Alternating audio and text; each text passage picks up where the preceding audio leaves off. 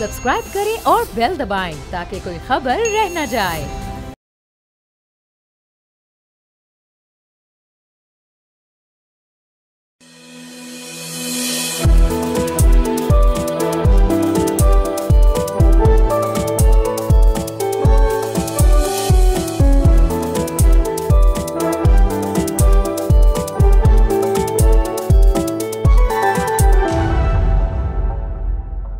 अस्सलाम वालेकुम and a very good morning नाजरीन। प्रोग्राम फ्रंट पेज के साथ मैं हूं आपका होस्ट मुइज़्ज़ुर रहमान और मैं हूं अरीबा फातिमा और आप देख रहे हैं बोल न्यूज़ पे पाकिस्तान का सबसे मुनफरिद और दिलचस्प शो, जहां आप जान सकेंगे दुनिया भर से अहम खबरें और उन पर हम लेंगे माहिरीन की राय, तज्ज़िये और तबसरे। यही नहीं, इसके साथ हम आपके लिए लाएंगे दुनिया भर से वो तमाम मालूमात जो आप जानना चाहते हैं। तो बढ़ते हैं अपनी खबरों की तरफ। नाज़रीन, आज हम प्रोग्राम का आगाज़ करेंगे एक अहम स्टोरी से, जहां हम आपको बताएंगे कि हवाबाजी के शोबे में क्या अहम तब्दीली आ रही है। कहा यह जाता है कि जो दुनिया में क्लाइमेट चेंज का एक बहुत बड़ा प्रॉब्लम है, और ये भी कहा जाता है कि हवाबाजी के शोबे से जो दुनिया का कार्बन फुटप्रिंट है वो बढ़ रहा है। अब क्योंकि दुनिया तो तेज़ी से बढ़ रही है और हम ये तो नहीं कह सकते कि कार्बन फुटप्रिंट कम करने के लिए हम हवाबाजी के शोबे को स्केल डाउन कर दें, तो इस वजह से अब ये नया ट्रेंड आ रहा है कि सस्टेनेबल एविएशन फ्यूल्स के ज़रिए हवाबाजी के शोबा या जहाज़ चलाए जाएँ, जिसे SAF कहा जाता है। नाज़रीन, SAF रिवायती ईंधन का मुतबादिल है जो फुजला जैसे कि खाने के तेल, सब्जियों की फ़ैट, ज़रई फुजला और यहाँ तक कि कैद शुदा कार्बन डाइऑक्साइड जैसे काबिल तजदीद ज़राए से बनाया जाता है। ये वैसे तो एक इनकलाबी टेक्निक है जो हवाई सफ़र को ज़्यादा माहौल दोस्त बना सकती है। SAF का सबसे बड़ा फ़ायदा ये है कि माहौल पर काफ़ी कम असर होता है, रिवायती तेल के बरक्स जो ज़मीन में लाखों सालों से महफूज कार्बन खारिज करता है। SAF ऐसे कार्बन को इस्तेमाल करता है जो हाल ही में पौधों ने जज़्ब किया हो या किसी और केमिकल प्रोसीजर के ज़रिए भी पैदा किया जा सकता है।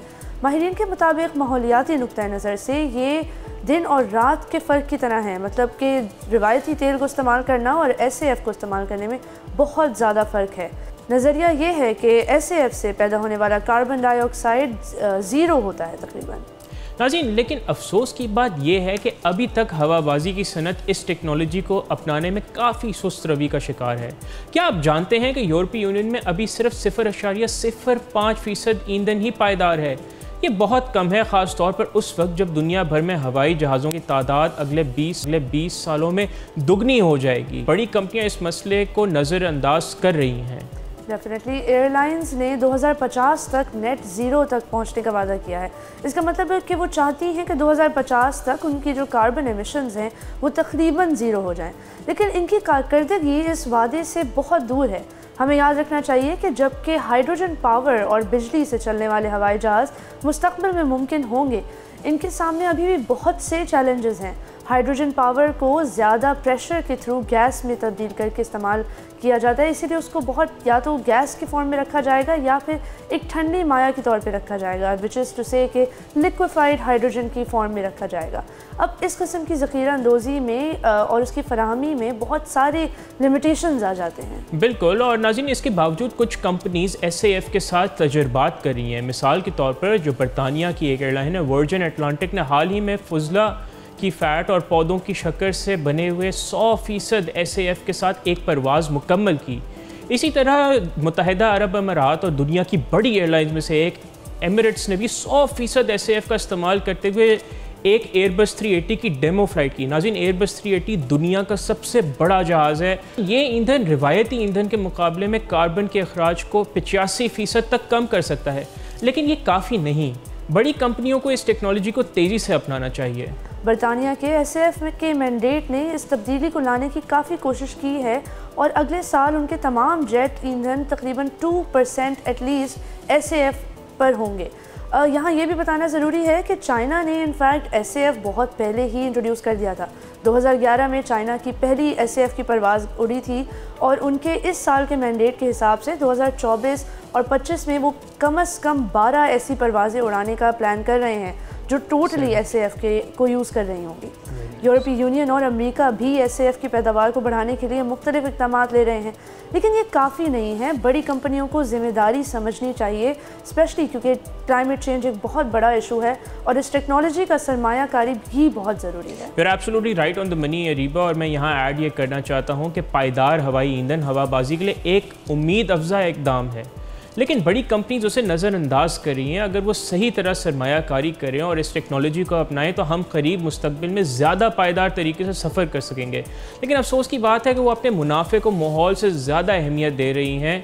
हमें इन कंपनीज़ पर दबाव डालना चाहिए ताकि वो अपनी ज़िम्मेदारियाँ पूरी करें और हमारे माहौल का तहफ़्फ़ुज़ करके सफ़र को एक और आसान बनाया जा सके एंड फ्रेंडली बनाया जा सके, क्योंकि आज तो वो अपने जो है प्रॉफिट मैक्सिमाइजेशन पे फोकस कर रही हैं, लेकिन कल को ये ना हो कि कार्बन फुटप्रिंट इतना ज़्यादा बढ़ जाए कि उनको कट डाउन करना पड़े अपने ऑपरेशंस पे। ये बात काफ़ी रिडिकुलस लगती है कि बड़े बड़े क्लाइमेट चेंज के कॉन्फ्रेंसेस होते हैं, यूनाइटेड नेशंस पे क्लाइमेट चेंज के ऊपर, सस्टेनेबल डेवलपमेंट के ऊपर इतनी बातें होती हैं, लेकिन जो सारे लीडर्स वहाँ मौजूद होते हैं वो किसी ना किसी एयरप्लेन के through and in most cases private jets में आ रहे हैं। वो आपको कॉप का याद होगा, अबू धाबी में almost 26 COP 26 was in Abu Dhabi, और सारे जो उसके पार्टिसिपेंट्स थे वो नाज़रीन सारे प्राइवेट जेट्स पे गए थे। तो माहौलियाती तब्दीली के लिए जाने वाले सारे कार्बन फुटप्रिंट को बढ़ाते हुए चले गए थे। How ironic I must say. Definitely, तो this is quite intriguing and we hope कि सस्टेनेबल एविएशन फ्यूल आगे भी चलता रहे। उम्मीद है कि पाकिस्तान भी इसमें कुछ ना कुछ किस्म का रोल बिल्कुल, because Pakistan is one of those countries जो कि कार्बन एमिशंस, इवन दो हमारी 1% से भी ज़्यादा कम है हमारी carbon emissions, but we are one of the most affected countries through because of the carbon footprint. So let's see what happens. ये नाज़रीन, इसके साथ ये खबरों का सिलसिला जारी है। आइए चलते हैं आज की अपनी अगली खबर की जानिब। मूडीज़ इन्वेस्टर सर्विसेज ने इस साल दूसरी बार इजराइल की क्रेडिट रेटिंग कम कर दी है। ये फैसला बढ़ते हुए जियोपॉलिटिकल ख़तरात और लबनान में हिज़्बुल्लाह के साथ तवील तनाज़े की वजह से लिया गया है। इजराइल की क्रेडिट रेटिंग A2 से घटाकर Baa1 कर दी गई है, जो कि 2 दर्जे की नुमायाँ कमी है। ये कमी इजराइल की जंग तलब पॉलिसियों का बराह रास्त नतीजा है, जिसने ना सिर्फ खत्ते में अमन को ख़तरे में डाला है बल्कि इसने अपनी खुद की मईशत को भी शदीद नुकसान पहुँचाया है। नाज़रीन, इसके साथ ही मूडीज़ ने मनफी आउटलुक भी बरकरार रखा है। ये डाउनग्रेड इजराइल की माली इंतज़ाम और मुआशी इस्तेहकाम को बरकरार रखने सलाहियत पर संगीन सवालात उठाता है, ख़ास तौर पर जब हमास और हिज़्बुल्लाह के साथ जंग जारी है और इसका कोई वाज़ेह हल नज़र नहीं आ रहा। ये बात काबिल गौर है कि इजराइल की जारहाना कार्रवाइयों ने न सिर्फ गज़ा में तबाही मचाई है बल्कि अब उसकी अपनी मईशत भी, इजराइल की जारहाना पॉलिसीज़ अपनी मईशत को खा रही है। क्या ये वक्त नहीं आ गया कि इजराइल अपनी पॉलिसीज़ पर नज़रसानी करे और अमन की राय इख्तियार करे? आपका ख्याल बिल्कुल दुरुस्त है, और मैं ये भी कहना चाहती हूँ कि इसके साथ ये बात बहुत काबिल ज़िक्र है कि मूडीज़ ने इजरायली हुकूमत की जारी अदलिया में तब्दीलियों की कोशिशों को भी निशानज़द किया है। इन इक़दामात ने मुल्क में वसी पैमाने पर एहतजाज और कशीदगी को भी जन्म दिया है।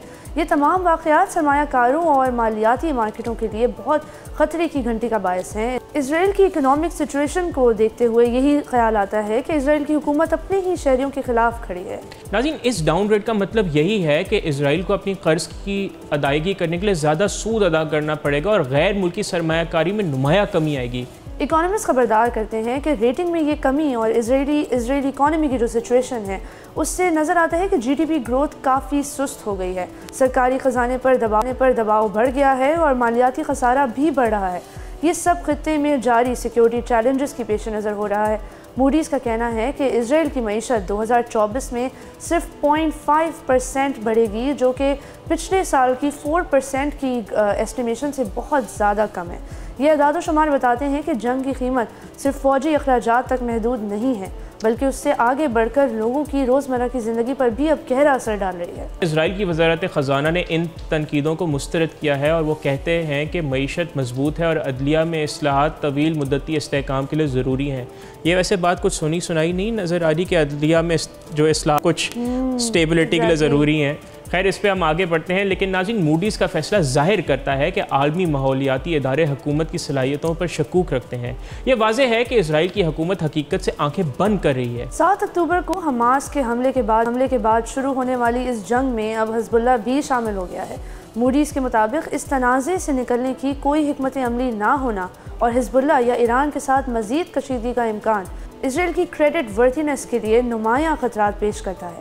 ये सूरत हाल जाहिर करती है कि इसराइल की जंग तलब पॉलिसियाँ न सिर्फ फ़लस्तीनियों के लिए बल्कि ख़ुद इसराइलियों के लिए भी बहुत ज़्यादा तबाही का शिकार है। नाज़रीन, इस जंग की लागत अब तक 250 अरब शेकल्स यानी तकरीबन 67.6 बिलियन डॉलर्स से ज़्यादा बढ़ चुकी है। इजरायली हुकूमत को अपनी जंगी कोशिशों को फाइनेंस करने के लिए मज़ीद कर्जा लेना पड़ेगा और ये डाउनग्रेड इस कर्ज लेने की लागत को मज़ीद बढ़ा देगा। मूडीज़ ने इसके साथ खबरदार किया है कि सुस्त मुआशी बहाली, बढ़ते फ़ौजी अखराजात और तवील तनाज़े के नतीजे में इसराइल का कर्ज तौलीदी मजमूई घरेलू पैदावार के 70% तक पहुँच सकता है, जो कि जंग से पहले 50% का तखमीना था। मूडीज़ ने इसराइल की गवर्नेंस और इंस्टीट्यूशनल पावर के बारे में भी तशवीश का इजहार किया है। एजेंसी ने नोट किया है कि डोमेस्टिक सियासी कशीदगी जारी तनाज़े के साथ मिलकर इसराइल की मईशत को मुस्तहकम करने के लिए बेहतर पॉलिसियाँ नाफिज करने की सलाहियत को मज़ीद कमज़ोर कर रही है। नाज़रीन, ये बात साफ जाहिर करती है कि इसराइल की मौजूदा पॉलिसीज़ न सिर्फ खित्ते में अमन के लिए ख़तरा हैं बल्कि उसकी अपनी मुआशी और सियासी इस्तेहकाम के लिए भी संगीन ख़तरात पैदा कर रही हैं। तो बहुत ही शॉकिंग बात है कि उनकी GDP ग्रोथ इतनी ज़्यादा रिड्यूस्ड है और वो 55.6 बिलियन डॉलर्स खर्च कर चुके हैं अभी तक इस पूरी जंग में। तो आई डोंट नो कि इजरायली हुकूमत की क्या प्रायोरिटीज़ हैं। But then don't you think that हम एक तरफ तो हम बैनुल-अक़वामी बरादरी पर ज़ोर डालने को कहते हैं कि वो इसराइल को इन चीज़ों से रोके, लेकिन कहीं ना कहीं ये जो फंड्स हैं ऐसा लगता है कि वो बैनुल-अक़वामी बरादरी की जानिब से ही बग़ैर, वरना वेस्टर्न पावर्स के बाद इतना मसल है कि वो किसी जंग को जो है मुआशी सैंक्शंस डाल के रोक सके, लेकिन वो सैंक्शंस का ना जाना है और जोर का ना जाना ही just gives Israel the impunity to go ahead with it and pursue their jingoism. हाँ, I think you are very right about this because अभी एट दिस पॉइंट हम जो देख रहे हैं कि यूनाइटेड किंगडम से लेके US से लेके यूरोपियन यूनियन से लेके इसराइल को काफ़ी ज़्यादा मिलिट्री असिस्टेंस मिली है इस पूरे प्रोसेस में, और अपनी इकोनॉमी को इतना तबाह होते हुए देख के उनको इट्स रियली शॉकिंग कि it's not a deterrence of any kind. अब वो आप खुद ही देखें, अभी UN के फ्लोर से कायर स्टारमर जो बरतानवी वज़ीर आज़म है, उन्होंने कहा है कि मिडिल ईस्ट में जंग बंदी होनी चाहिए, लेकिन जंग बंदी के साथ उसी तरफ वो इसराइल को वेपन्स भी फराम कर रहे हैं। तो क्या ये खुला तजाद नहीं? बिल्कुल बिल्कुल सही कह रहे हैं आप मोइज़, लेकिन इसके साथ वक्त हुआ है ब्रेक का। कहीं नहीं जाइएगा नाज़रीन, हमारे साथ ही रहिए, देखते रहिए पोल न्यूज़।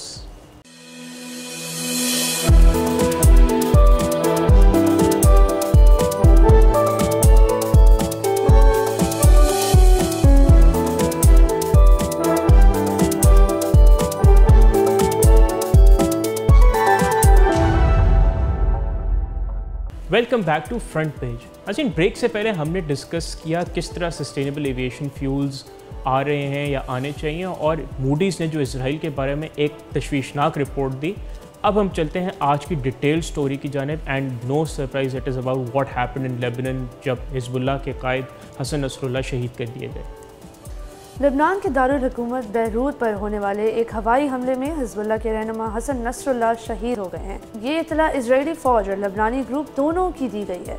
ये हिजबुल्लाह के लिए एक बहुत ही बड़ा धचका है, ख़ास तौर पर ऐसे वक्त में जब इसराइल के हमले शदीद हो रहे हैं। बिल्कुल दुरुस्त कहा है अरीबा आपने, और हम आपको मज़ीद बताएं कि इजरायली फ़ौज के तर्जुमान लेफ्टिनेंट कर्नल नदवा शुशानी ने सोशल मीडिया पर ऐलान किया कि हसन नसरुल्लाह मर गया है। उसके साथ ही हिजबुल्लाह के जनूबी महाज के कमांडर अली किर्की और दीगर कमांडर्स भी इस हमले में मारे गए हैं। यह हमला बैरूत के जनूबी इलाके डाइया में किया गया, जहाँ पे 6 अपार्टमेंट की इमारतें तबाह हो गईं और 91 अफराद ज़ख्मी हुए। इजरायली फ़ौज का दावा है कि हिजबुल्लाह की ज़्यादातर सीनियर क़यादत को ख़त्म कर दिया गया है। हिजबुल्लाह ने नसरुल्लाह की शहादत की तस्दीक करते हुए कहा है कि वो इसराइल के ख़िलाफ़ अपनी जंग जारी रखेंगे। इनका कहना है कि वो गज़ा और फ़लस्तीन की हिमायत में और लबनान और इसके मजबूत और बावक़ार लोगों की दिफा में लड़ते रहेंगे। नसरुल्लाह 32 साल से ज़्यादा अरसे तक हिजबुल्लाह की क़यादत करते रहे। वो सिर्फ एक अलामती शख्सियत नहीं थे, बल्कि तंजीम की हिकमत अमली और फ़ौजी सोच के पीछे उनका बहुत बड़ा हाथ था। अरीबा, नाज़रीन को बताना ये ज़रूरी है कि काबिल ज़िक्र बात यह है कि नसरुल्लाह अपने हामियों के दरमियान इसराइल और अमरीका के ख़िलाफ़ खड़े होने के लिए मशहूर थे, लेकिन उनके मुखालिफिन उन्हें एक दहशतगर्द तंजीम का सरबराह और ईरान की प्रॉक्सी समझते थे। नसरुल्लाह की इलाकाई अहमियत गज़ा की जंग के दौरान भी नुमाया रही, जब हिजबुल्लाह ने जनूबी लबनान से इसराइल पर हमले किए। उनकी शख्सियत मशरिकी वस्ता की सियासत में एक अहम किरदार अदा करती थी। दुरुस्त कहा आपने, लेकिन ये भी याद रखना ज़रूरी है कि नसरुल्लाह लबनान और वसीतर अरब दुनिया के एक मुतनाज़ा शख्सियत थे। ख़ास तौर पर शाम और हिज़्बुल्लाह की कार्रवाइयों की वजह से इनके कई मुखालिफ थे, जिनमें सुन्नी और दूसरी सियासी ताकतें भी शामिल हैं। अपनी मौत से पहले के सालों में वो सिक्योरिटी खदशात की वजह से शाज़ो नादिर ही अवाम के सामने आते थे। इजरायली फ़ौज ने अपनी बयान में नसरुल्लाह की हलाकत की तस्दीक करते हुए उन पर कई इजरायली शहरियों और फ़ौजियों के कत्ल और हज़ारों दहशत गर्दाना सरगर्मियों की मनसूबाबंदी और अमल दरामद का इल्ज़ाम लगाया। लेकिन इजरायली फ़ौज का कहना है कि हिज़्बुल्लाह के ख़िलाफ़ उनकी जंग अभी ख़त्म नहीं हुई है। उनका कहना है कि हिज़्बुल्लाह के पास अभी भी रॉकेट और मिसाइल मौजूद हैं और उनको एक साथ दागने की सलाहियत रखते हैं। इजरायली फ़ौज के chief of staff Herzi Halevi ने कहा है कि पैगाम सादा है, जो भी इसराइल के शहरियों को धमकी देगा हम उस तक पहुंचना चाहते हैं। लेकिन ये बयान इसराइल की जारहाना पॉलिसी को जाहिर करता है। दूसरी तरफ ईरान के सुप्रीम लीडर आयतुल्लाह खामनाई ने कहा है कि इसराइल हिज़्बुल्लाह के मजबूत ढांचे को कोई संगीन नुकसान नहीं पहुंचा सका है। आयतुल्लाह खामनेई ने मज़ीद कहा कि सहयूनी मुजरिमों को मालूम होना चाहिए कि वो लबनान में हिज़्बुल्लाह के मजबूत ढांचे को कोई बड़ा नुकसान पहुँचाने के लिए बहुत मामूली हैं। उन्होंने ये भी कहा कि अल्लाह के फजल से लबनान हमलावर, शरीर और बदनाम दुश्मन को अपने अमाल पर पशेमान करेगा। ये बयानात जाहिर करते हैं कि ईरान अब भी हिज़्बुल्लाह की हिमायत जारी रखेगा। इस दौरान लबनान में तशद्दुद की शिद्दत बढ़ती जा रही है। वजारत सेहत के मुताबिक पीर से अब तक 720 से ज़्यादा लोग हलाक हो चुके हैं। अक़वाम मुत्तहिदा के मुताबिक जनूबी लबनान से बेघर होने वालों की तादाद अब 2,11,000 से भी ज़्यादा हो गई है। कम से कम 20 बुनियादी सेहत की सहूलतें यानी हेल्थ केयर सर्विसेज बंद हो गई हैं और ज़ाहिया के रिहायशी बैरूत के दूसरे हिस्सों में पनाह लेने पर मजबूर हो गए हैं। ये सूरत-ए-हाल इंतहाई तशवीशनाक है। उसके साथ ही इजराइल के वज़ीर-ए-आज़म बेंजामिन नेतन्याहू ने अक़वाम मुत्तहिदा की जनरल असम्बली में एक ख़तरनाक बयान दिया है। उन्होंने कहा है कि इजराइल गज़ा में मुकम्मल फ़तह तक लड़ेगा। साथ ही उन्होंने हिज़्बुल्लाह पर हमलों को जारी रखने का अज़म भी ज़ाहिर किया है। नेतन्याहू ने कहा कि हम मुकम्मल फ़तह तक लड़ेंगे और मुकम्मल फ़तह उसका कोई मुतबादिल नहीं है। नेतन्याहू के इस बयान ने खत्ते में एक बड़ी जंग के खदशात को मज़ीद बढ़ा दिया है। ये याद रखना ज़रूरी है कि इजरायली हमलों में अब तक 41,500 से ज़्यादा फ़लस्तीनी शहीद हो चुके हैं और 96,000 से ज़्यादा ज़ख्मी हो गए हैं। इंसानियत के ख़िलाफ़ एक संगीन जुर्म है ये। अक़वाम मुत्तहिदा का कहना है कि पीर से अब तक लबनान में 90,000 से ज़्यादा लोग बेघर हो चुके हैं। पाकिस्तान के वज़ीर-ए-आज़म शहबाज शरीफ ने भी गज़ा पर इजरायली हमलों की मज़म्मत की। उन्होंने कहा कि ये महज एक तनाज़ा नहीं बल्कि मासूम फ़लस्तीनियों का मुनज़्ज़म क़त्ल-ए-आम है। ये वाज़ेह है कि आलमी बिरादरी इसराइल की जारियत पर तशवीश का इजहार तो कर रही है, लेकिन बदकिस्मती से आलमी बिरादरी के कई रहनुमा हाथ पर हाथ रखे बैठे हुए हैं क्योंकि वो अमरीका से खौफज़दा हैं। अच्छी खबर यह है कि पूरी दुनिया के लोग गज़ा में इसराइल की दहशतगर्दी और यकतरफा जारियत और नस्ल कुशी से बेगाना नहीं हैं।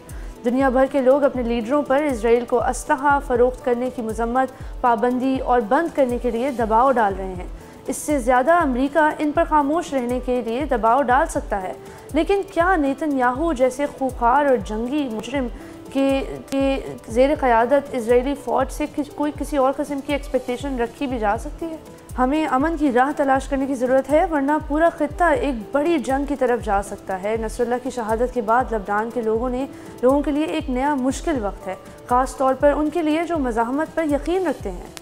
आपने बिल्कुल दुरुस्त किया। और यहाँ हम बात कर रहे थे किस तरह इजरायली अफवाज को वेपन सेल्स रोकना बहुत ज़रूरी है। यहीं बरतानिया की इंडिपेंडेंट अलायंस, जिसकी क़यादत उनके मारूफ रहनुमा जेरेमी कॉर्बिन करते हैं, जिनको ह्यूमन राइट्स के लिए एक बहुत बड़ा रहनुमा कहा जाता है, आज उन्होंने बिल्कुल अभी बयान जारी किया है कि all weapon sales to Israel must stop now. तो ये this is a big statement और वाकई में सारी दुनिया को और हमें आलम को मुतहर्रिक होना पड़ेगा और अपने लीडरान पे बिल्कुल दबाव डालना चाहिए to make sure that Israel को आर्म सेल्स ना हों। अजीम, यहाँ ये याद रखना भी ज़रूरी है कि नसरुल्लाह जैसी कैरिस्मेटिक शख्सियत की जगह लेना आसान नहीं होगा। वो ना सिर्फ लबनान में बल्कि पूरी मशरिक़ वस्ता में मज़ाहिमत के हामियों के दरमियान एक ख़ास मकाम रखते थे। उनकी शहादत ईरान के लिए भी एक बहुत बड़ा नुकसान है, जो खित्ते में अपना असर रसूख बरकरार रखने की कोशिश कर रहा है। और अब नेतन्याहू का ये बयान कि मुकम्मल फ़तह तक लड़ेंगे, खित्ते में अमन की उम्मीदों को बिल्कुल कुचल दिया है इसने। ये बयान जाहिर करता है कि इजराइल अभी भी फ़ौजी हल पर यकीन रखता है, जबकि तारीख़ हमें बताती है कि इस तरह के तनाज़ात का हल सिर्फ मुज़ाकरात और सियासी अमल के ज़रिए ही मुमकिन है। मैं आपकी बात से मुकम्मल इत्तफ़ाक़ करता हूँ, लेकिन हमें ये भी देखना होगा कि आलमी बरादरी क्या किरदार अदा करती रही है। अक़वाम मुत्तहिदा में नेतन्याहू के खिताब का बॉयकॉट एक मुस्बत इशारा तो है ही, लेकिन क्या ये काफ़ी है? क्या हमें मज़ीद ठोस इक़दामात की ज़रूरत नहीं? बिल्कुल, और ये एक अहम सवाल है। आलमी बरादरी को अब महज तकरीरों और मजहबी बयानात से आगे बढ़ना होगा। शायद अब वक्त आ गया है कि अक़वाम मुत्तहिदा और दीगर बैनुल अक़वामी तंजीमें इसराइल पर शदीद जारहाना पाबंदियाँ लगाएँ, सैंक्शंस लगाएँ और हथियारों की पाबंदियाँ लगाएँ। लेकिन इसके लिए सियासी इरादे बहुत ज़रूरी हैं, और ख़ास तौर पर अमेरिका जैसी ताकतों की जानिब से। आपने बोला, और देखें ये वो वक्त आ चुका है where words won't do service. In fact अल्फाज ने तो इस पर कोई किरदार अदा नहीं किया, बल्कि अनफॉर्चुनेटली जो वेस्टर्न दुनिया है जिनके पास मसल है, वहाँ से तो अल्फाज ही ऐसे आए हैं कि इसराइल को और ज़्यादा शय मिली है कि वो अपना जो उनका एक खूनखार एजेंडा है उसको और ज़्यादा परसू करे। लेकिन बात वही है, जब तक वेपन सेल्स नहीं रुकेंगी और इसराइल पर प्रेशर नहीं डाला जाएगा, कुछ भी नहीं हो सकता। और हमने देखा है कि प्रेशर की काफ़ी पॉजिटिव एग्जांपल्स भी हैं, जैसे MIT जो कि एक बहुत बड़ी यूनिवर्सिटी है, अमेरिका की आईवी लीग्स में भी शामिल होती है। MIT में एक बहुत बड़े प्रोग्राम के तहत, स्टूडेंट प्रोटेस्ट के तहत, उनका जो भी इंडोर्समेंट थी इसराइल वेपन्स मैन्युफैक्चरिंग में, वो सब बहुत ज़्यादा सिवियरली कम कर दी गई, उसका रोल बैक हो गया है। और अब हम ये भी देख रहे हैं कि व्हाट्स पर्टिकुलरली इंटरेस्टिंग इज़ कि जो मुसलमान मुल्क हैं, जो मुस्लिम उम्मत के लीडर्स हैं, इवन वो जो है वो काफ़ी हेसिटेट कर रहे हैं ओपनली क्रिटिसाइज़ करने में। मोहम्मद बिन सलमान का बहुत ही वरिसम बयान आया है रिसेंटली कि कहा जा रहा है कि वो पर्सनली फ़लस्तीन के बारे में बिल्कुल भी परवाह नहीं करते। इवन तो सऊदी अरब ने अटलांटिक की इस रिपोर्ट की मुकम्मल तरदीद की है, और सऊदी अरब ने कहा है कि वो इसराइल को तस्लीम करने का सोच भी नहीं सकते जब तक 2 स्टेट सोलूशन या जो अक़वाम मुत्तहिदा की करारदाद मंजूरी हो उसके तहत इसराइल और फ़लस्तीन का मामला हल ना हो। लेकिन हमें ये बात ज़रूरी है कि जब तक अक़वाम आलम इस बात पे मुत्तहिद ना हो जाए कि ये जो पोग्राम चल रहा है, तो बेसिकली जो एक मैसेकर ऑफ पैलेस्टीनियंस चल रहा है, जब तक इसको नहीं रोका जाएगा, आई थिंक इस इशू का और कोई सलूशन नहीं है। नाज़रीन, इसके साथ ही हमारे आज के प्रोग्राम का वक्त हुआ जाता है ख़त्म। आपसे मुलाकात होगी दोबारा कल इंशाअल्लाह। अपना बहुत ख्याल रखिएगा, और बोल न्यूज़ के सोशल मीडिया हैंडल्स पर अपना फीडबैक ज़रूर रिकॉर्ड करिएगा। खुदा हाफिज़।